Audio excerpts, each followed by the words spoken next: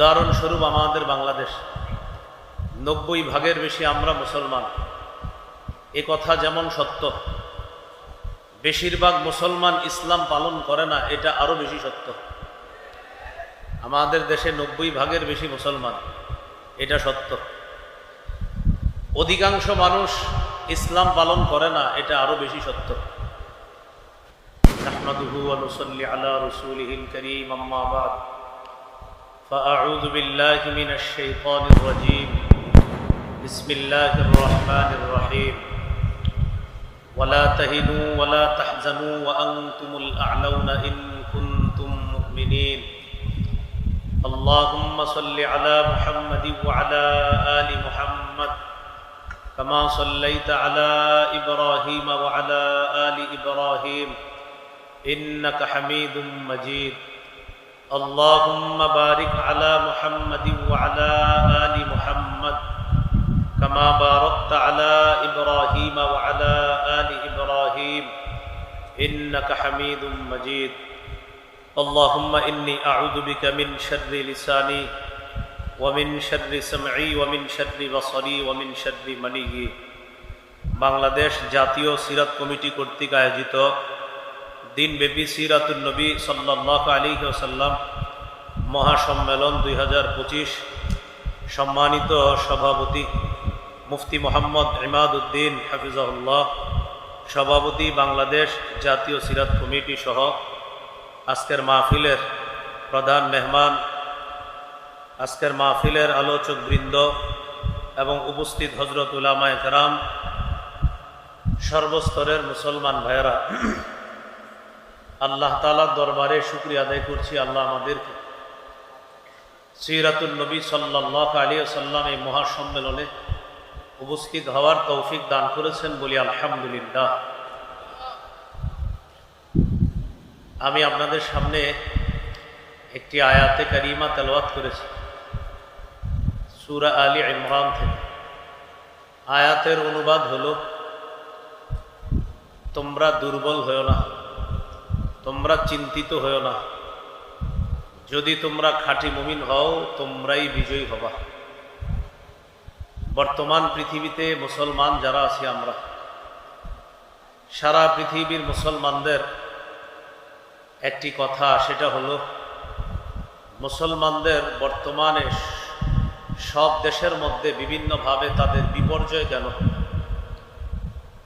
শুধুমাত্র আফগানিস্তান ছাড়া সারা পৃথিবীর কোনো দেশে এখন ইসলামী হুকুমত, কোরআন সুন্নাহ অনুযায়ী দেশ পরিচালনা করা বা হচ্ছে, এই জাতীয় নজরিয়া এখন আফগানিস্তানে দেখা যাচ্ছে। এছাড়া অন্যান্য মুসলিম ওগুলোর মধ্যে মুসলমানের সংখ্যাগরিষ্ঠ বেশি, এরকম আওয়াজ হয়। উদাহরণস্বরূপ আমাদের বাংলাদেশ 90% বেশি আমরা মুসলমান। এ কথা যেমন সত্য, বেশিরভাগ মুসলমান ইসলাম পালন করে না, এটা আরো বেশি সত্য। আমাদের দেশে 90% বেশি মুসলমান, এটা সত্য। অধিকাংশ মানুষ ইসলাম পালন করে না, এটা আরো বেশি সত্য। এর প্রমাণ, এই সিরাত মাহফিল থেকে যাওয়ার সময় 10 জন মানুষকে পরীক্ষা করবেন। চুরি করলে চোর চুন্নির হাত কেটে দেওয়ার বিধান কোরআন দিয়েছে। এই বিধান কি আপনি চান ওই 10 জনের 9 জন বলবে হাত কেটে দেওয়া এটা কোনো কথা? এটা তো অমানবিক আচরণ। এটা আপনাকে বলবে সে মুসলমান, তো ইসলাম পালন করে না। নামাজি ব্যক্তি এমন 10 জনকে জিজ্ঞাসা করবেন। সূরা নূরের 2 নম্বর আয়াতে আল্লাহ বলেন, আয-যানিয়াতু আয-যানি ফাজলিদু কুল্লা ওয়াহিদিম মিনহুমা মিআতা জালদা। ব্যভিচারিণী নারী, ব্যভিচারী পুরুষ, তারা যদি অবিবাহিত হয় তাদেরকে 100 বেত্রাঘাত করা হবে। তারা যদি বিবাহিত হয় তাদেরকে পাথর মেরে হত্যা করা হবে। এটা কোরআনের বিধান। এই বিধান বাস্তবায়ন সম্পর্কে 10 জন সাধারণ মুসলমানকে জিজ্ঞাসা করেন, 9 জন বলবে একটা মানুষকে হত্যা করা হবে, মেরে ফেলা হবে, এই কথা আপনাকে বলবে।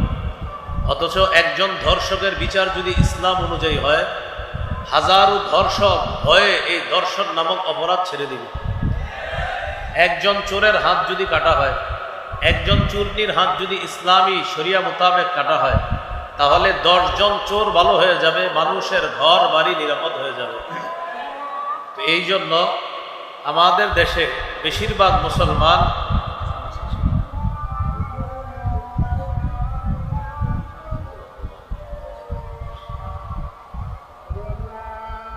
আমরা যে কোনো একটি আজানের জবাব দিয়ে দিই।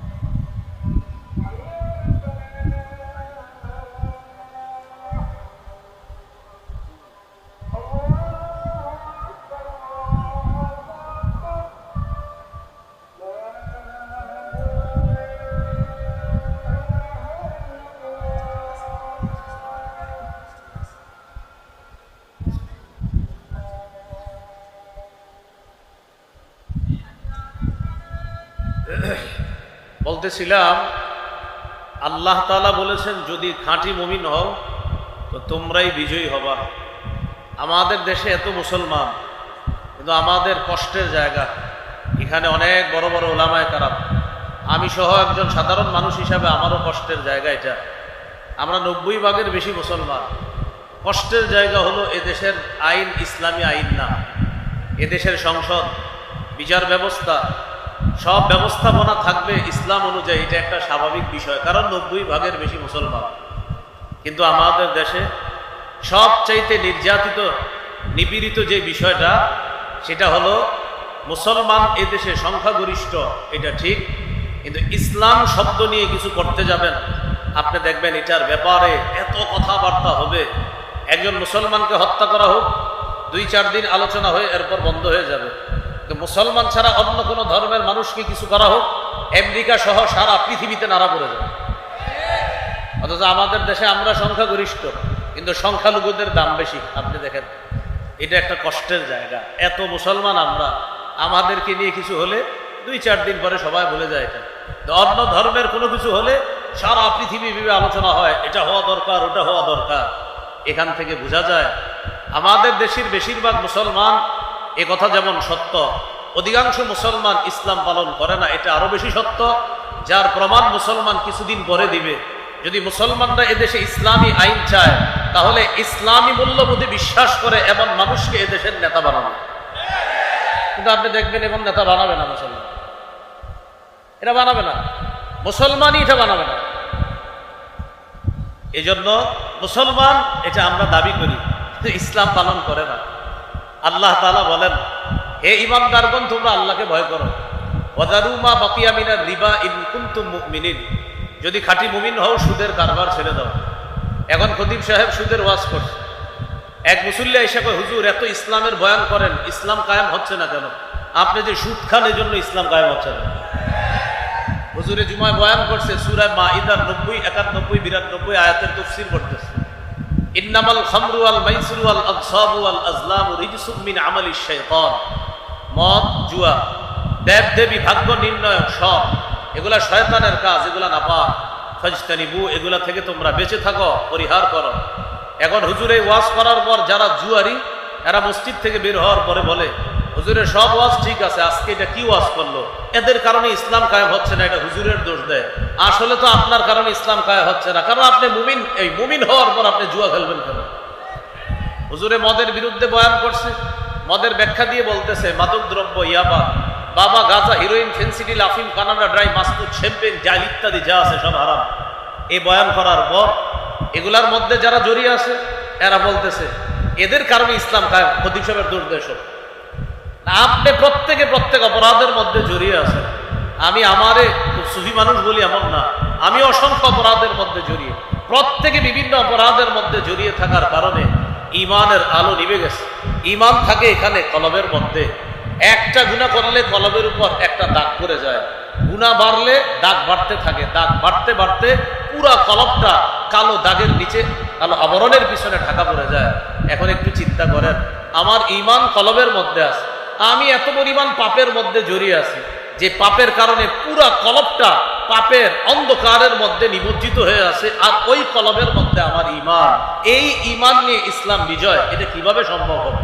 এই জন্য আল্লাহ বললেন, যদি তোমরা খাঁটি মুমিন হও তাহলে তোমরাই বিজয়ী হবা।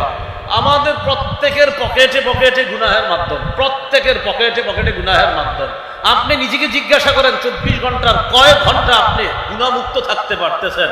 আমার মাথায় টুপি আছে, দাড়ি আছে, পাঞ্জাবি আছে, আমি কতটুকু সৎ আছি? এটা প্রত্যেকে নিজেকে জিজ্ঞাসা করা।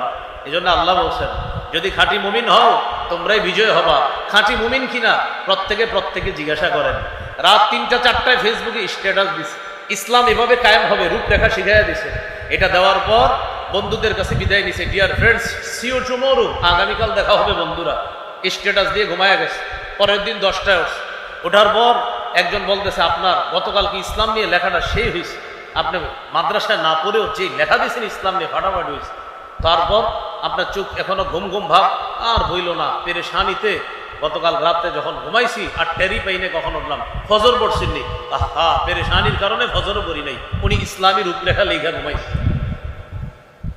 এই জন্য আপনি প্রত্যেককে জিজ্ঞাসা করেন, প্রত্যেকে দেখবেন আমার কারণে দেশে ইসলামী হুকুমত কায়েম হচ্ছে না। প্রত্যেকেই অপরাধী হচ্ছে না হয় আমরা 90 ভাগের বেশি মুসলমান, আমাদের দেশে ইসলাম থাকবে না কেন? এই জন্য এই পরিস্থিতি থেকে উত্তরণের কি উপায়? আমি 17টা উপায় বলছি, মন দিয়ে শোনেন, সময় বেশি নেই। 1 নম্বর উপায়, ইমানি শক্তি অর্জন করা। ইমানি শক্তির সাথে আল্লাহর ওয়াদা আছে, সংখ্যা কম বেশির সাথে এটা কোনো ব্যাপার না। ইমানি শক্তি মজবুতির সাথে আল্লাহর ওয়াদা, আর আল্লাহর নিয়মে কোনো পরিবর্তন পাবেন না। সূরা ফাতিরের 43 নম্বর আয়াত, আল্লাহ বলেন, ফালান তাজিদা লিসুন্নাতিল্লাহি তাবদীলা, আল্লাহর নিয়মে তুমি কোনো পরিবর্তন পাবে না। ওয়ালান তাজিদা লিসুন্নাতিল্লাহি তাহওয়িলা, আল্লাহর নিয়মের মধ্যে তুমি কিছুতেই কোনো ভিন্নতা খুঁজে পাবা না। অতীতে মজবুত ইমান যারা ছিল তাদের সাথে আমি আল্লাহর যে ওয়াদা, তোমাদের সাথে আমার সেই ওয়াদা। এই জন্যই তো 313 জন, মাত্র 70টা ওট, 2টা ঘোড়া, 8টা তরবারি, এই 313 জনকে সশস্ত্র 1000-এর বিরুদ্ধে আল্লাহ বিজয় দান করছে। 60 জনের বিরুদ্ধে আল্লাহ পাক রব্বুল আলামিন 60 জনকে 60,000-এর বিরুদ্ধে বিজয় দান করছে। এটা ইমানের কারণে। 2 পারা 20 নম্বর পৃষ্ঠা আছে, কাম মিন ফিআতিন কালিলাতিন গালাবাত ফিআতান কাসীরাতাম বিইজনিল্লাহ। বাদশা তালুত বাহিনী যখন দেখলো তাদের সংখ্যা কম, তখন তাদের একদল বলল, লা তাকাতা লানাল ইয়াউমা বিজালুতা ওয়া জুনুদি, আজকে জালুত বাহিনী, তাদের সাথে আমরা পারবো না। তখন মুমিনরা বলল, কোনো সমস্যা নাই, কত ছোট দল আল্লাহর হুকুমে কত বড় দলকে হারায়া দেয়। আমাদের ইমান যদি মজবুত থাকে, আমাদের দল ছোট যদি হয়, বড় দলকে হারিয়ে দিবে। বাস্তবিক অর্থেই আল্লাহ তাআলা ওই ছোট্ট তালুত বাহিনীকে জালেম বিশাল জালুত বাহিনীর বিরুদ্ধে আল্লাহ বিজয় দান করছে। এখান থেকে বোঝা যায় ইমানি শক্তি, এটার সাথে আল্লাহর ওয়াদা। এখন ইমানি শক্তি কিভাবে অর্জন করব? আগে জানছি ইমান থাকে কলবের মধ্যে, এই কলবের মধ্যে থাকে ইমান। এখন কলবকে সাফ করতে হবে, গুনাহমুক্ত রাখতে হবে, তাহলে ইমানি শক্তি বাড়বে। শাইখুল ইসলাম ইবনে তাইমিয়া রহমতুল্লাহ আলাইহি বলেন, কলব মৌলিকভাবে 3 প্রকার। 1 নম্বর আল কলবুস সালিম, সুস্থ অন্তর। 2 নম্বর আল কলবুল মারিদ, অসুস্থ অন্তর। 3 নম্বর আল কলবুল মাইয়িত, মৃত অন্তর। মৃত অন্তর কাফেরের অন্তর, অসুস্থ অন্তর মুনাফিকের অন্তর, সুস্থ অন্তর মুমিনের অন্তর। আর এই অন্তরের সাথে আল্লাহর ওয়াদা, ইয়াউমা লা ইয়ানফাউ মালু ওয়ালা বানুন ইল্লা মান আতাল্লাহা বিকলবিন সালিম, সেদিন সম্পদ সন্তান কোনো কাজে আসবে না। যে ব্যক্তি সুস্থ কলব নিয়ে আল্লাহর কাছে যাবে, সেই কাজে আসবে ওই সুস্থ কলবওয়ালা মুমিনকে আল্লাহ জান্নাত দান করবে। এই জন্য কলবে সালিম অর্জন করা। তো কলবে সালিমের মধ্যে আপনার ইমান নিরাপদ, ইমান সেখানে পাওয়ার ওয়ালা হবে যে কলবটা সালিম হবে, গুনাহমুক্ত হবে, ওই কলমের মধ্যে ঈমানের আলো থাকবে বেশি। 1 নাম্বার উপায় ঈমানি শক্তি অর্জন করা। 2 নাম্বার উপায় ইসলামে পরিপূর্ণ রূপে প্রবেশ করা। সূরা বাকারা 208 নম্বর আয়াতে আল্লাহ বলেন, ইয়া আইয়ুহাল্লাযীনা আমানু দুখুলু ফিস সিলমি কাফা। প্রিয় মুসলমান ভাইয়ারা, প্রিয় মাদ্রাসার ছাত্র ভাইয়ারা, এই আয়াতের অনুবাদটার মধ্যেই শুধু সীমাবদ্ধ না থেকে আয়াত